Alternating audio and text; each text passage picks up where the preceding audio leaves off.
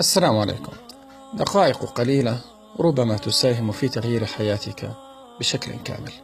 أتحدث إليك فيها عن أمر واحد فقط، لو غيرته ستتغير كل حياتك بدون مبالغة.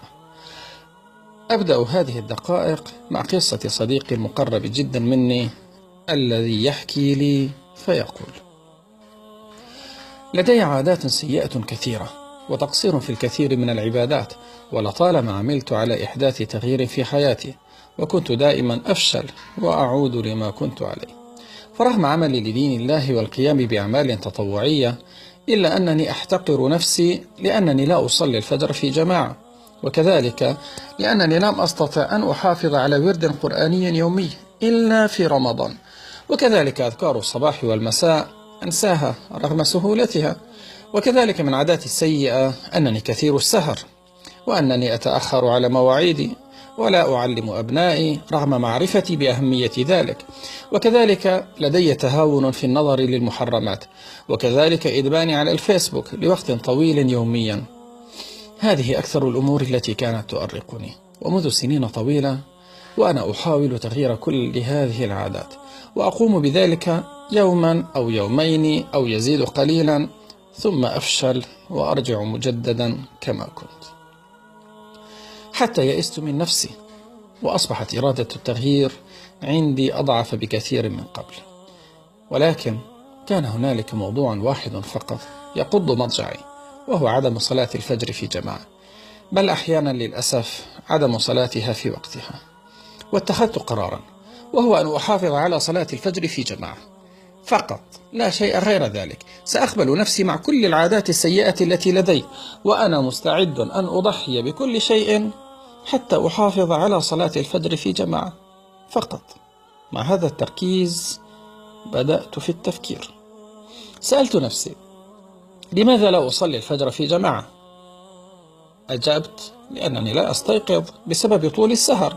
ولكن لماذا أطيل السهر؟ لأنني أرجع من العمل متأخرا، أتناول العشاء ثم أجلس ساعات على الفيسبوك إلى وقت متأخر. عندها وجدت الحل، فبعد تناول العشاء بدل أن أجلس على الفيسبوك أصبحت أخذ كتابا وأذهب إلى السرير، وأنا الحمد لله من عشاق القراءة، فأقرأ في الكتاب وأنا مستلق ملتحف بلحافي، فيدركني النوم بعد دقائق قليلة. وهكذا أصبحت أنام مبكرا وأستيقظ مبكرا وأذهب إلى صلاة الفجر. نعم، بهذه البساطة. حدث أحيانا أني أستيقظ ثم أعود للنوم، فوضعت لنفسي عقوبة: عندما أضيع صلاة الفجر جماعة أنا أتصدق ب100 ريال، وعندما أضيعها في وقتها أنا أتصدق ب200 ريال. أعرف أن هذه العقوبة مجعة بالنسبة لي، ولكن يجب أن تكون كذلك حتى تؤدي عملها، والحمد لله نجحت. كلفني الأمر حوالي 1000 ريال، ولكنني كنت مستعدا أن أدفع ما هو أكبر من هذا بكثير. وأكثر شيء ساعدني على الإطلاق هو كثرة الدعاء أن يعينني الله على ذلك. لكن الملفت للنظر والذي أحب أن أركز عليه أنني عندما بدأت أصلي الفجر في جماعة تغيرت كل حياتي. فعادة السهر كما عرفت أقلعت عنها، وكذلك الفيسبوك خففت كثيرا منه. ولأنني أصبحت أصلي الفجر في المسجد وأنا بكامل نشاطي، صرت أجلس بعد الصلاة وأقرأ القرآن، فواظبت على ورد يومي. وفي طريق العودة للبيت أقرأ أذكار الصباح، ولنومي باكرا قلت ساعات نومي، فصرت أعلم أبنائي، وأصبحت أغض طرفي عن الحرام خشية أن يعاقبني ربي بالحرمان من صلاة الفجر في اليوم التالي. ثم نظر لي صديقي وقال بأجمل بريق عينين يمكن أن تراهما في حياتك، قال لي: لقد تغيرت كل حياتي تماما. لم أكن أنوي هذا، بل كنت أريد فقط صلاة الفجر، فتغير كل شيء. وأعتقد أنني نجحت لأنني خففت من عبء المهمة، فبدلا من التركيز على 10 عادات ركزت على أمر واحد فقط. انتهى هنا كلام صديقي.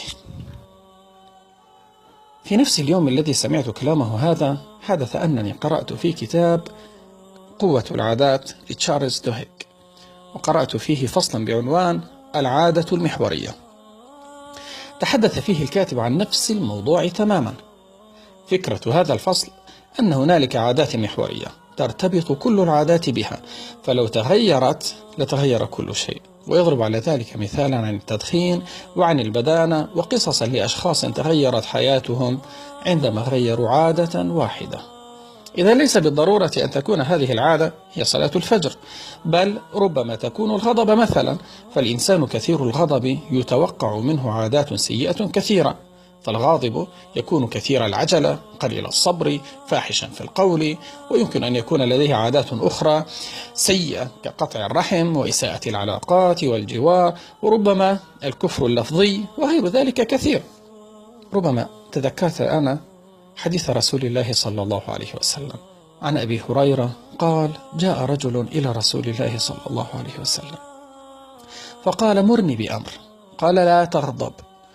قال: فمر أو فذهب ثم رجع. قال: مرني بأمر. قال: لا تغضب.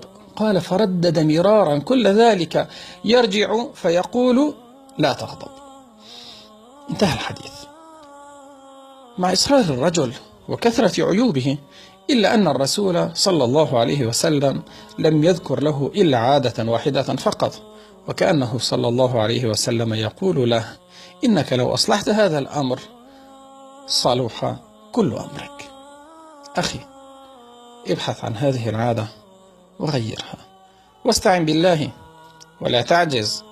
ولو أحسست أن هذه الدقائق مفيدة وأنها ستساهم في تغيير حياتك فانشرها، وكن أنت أيضا سببا في تغيير حياة الآخرين إلى الأفضل.